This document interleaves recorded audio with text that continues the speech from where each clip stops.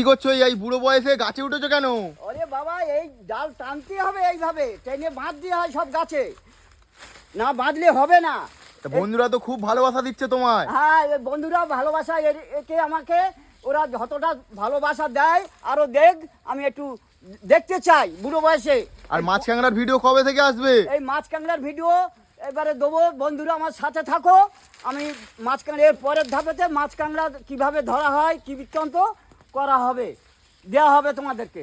আর ভালোবাসা একটা লাইক, একটা শেয়ার, একটা কমেন্ট দিতে বলো সবাইকে। আর এই বুড়ো বয়সে কতবার খাটবে? আর হচ্ছে ভালোবাসা দিও। পেয়ারা গাছের এই নিয়ম এইটা করতে হয় আমাদেরকে।